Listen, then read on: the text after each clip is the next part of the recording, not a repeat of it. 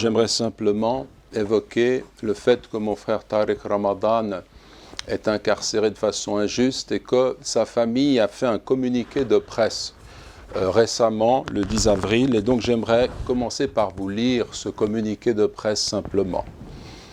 Le professeur Tariq Ramadan est incarcéré depuis le 2 février 2018 à Paris.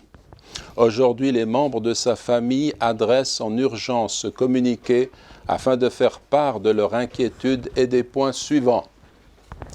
Tariq Ramadan a le droit de bénéficier de la présomption d'innocence. Cela suppose un traitement égal à celui de plusieurs personnalités françaises qui vivent actuellement en liberté bien que poursuivies pour des accusations de viol. Tariq Ramadan nie catégoriquement toutes les accusations portées contre lui et s'est présenté de lui-même pour prouver son innocence et n'a jamais eu l'intention de fuir ni d'exercer de quelconque menace à l'encontre de ses accusatrices. Il a toujours déclaré son intention de suivre toutes les voies légales pour faire valoir ses droits et laver son honneur. Refuser sa liberté provisoire sous prétexte de récidive suppose une prise en compte de sa culpabilité avant même un jugement équitable et contrevient au principe de la présomption d'innocence. Contrairement à ce qui a été colporté, précisons ici que Tariq Ramadan ne possède aucun autre passeport que le passeport suisse. Tariq Ramadan a été maintenu dans des conditions carcérales inadmissibles, aucune visite pendant 45 jours, aucun accès à son dossier, à son courrier, et dans un isolement total. Manifestement, la volonté et l'objectif sont de briser l'homme. Plus inquiétant encore, l'état de santé de Tariq Ramadan s'aggrave de jour en jour en prison, où il est suivi à Fresnes par une doctoresse spécialiste en réadaptation qui lui administre des médicaments contre la douleur. Elle n'est pas neurologue et n'est pas habilitée à s'exprimer sur l'évolution de la maladie et le traitement à adopter en ce qui concerne les pathologies dont il souffre depuis 2014.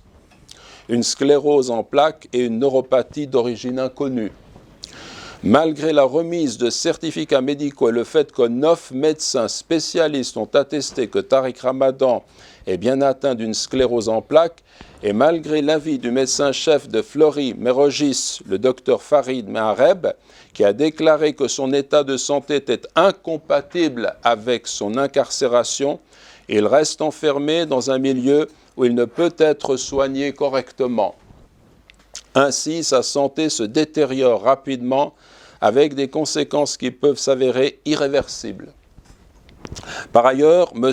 Olivier Gagnebin, consul suisse à Paris, que nous tenons à remercier, a rendu visite à Tariq Ramadan le 26 mars 2018 à l'hôpital carcéral de Fresnes où il a été transféré.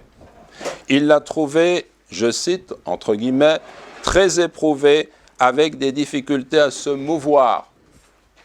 Fin de citation.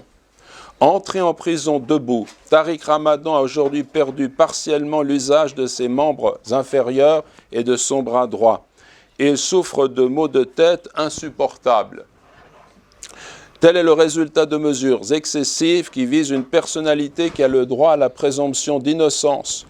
Le fait qu'il n'a pas accès à un traitement adapté entraînant de la souffrance est une forme de torture.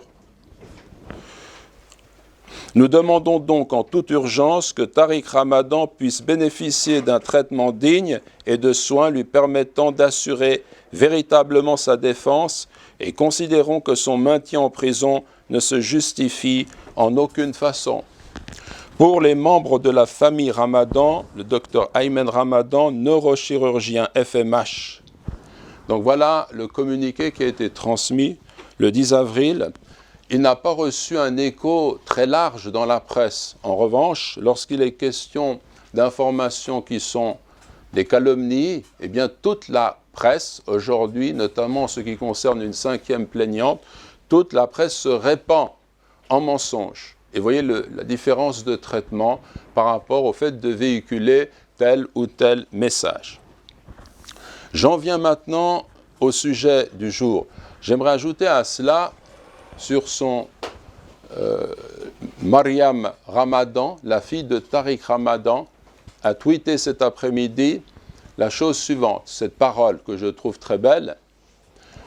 Notre force, courage et détermination viennent de lui, c'est-à-dire de Dieu. En sortant du parloir, mon père m'a rappelé cette phrase. Elle lui a rendu visite aujourd'hui. En sortant du parloir, mon père m'a rappelé cette phrase. Si vous voulez en finir avec nous, trouvez une prison où il n'y a pas Dieu. Si vous voulez en finir avec nous, trouvez une prison où il n'y a pas Dieu.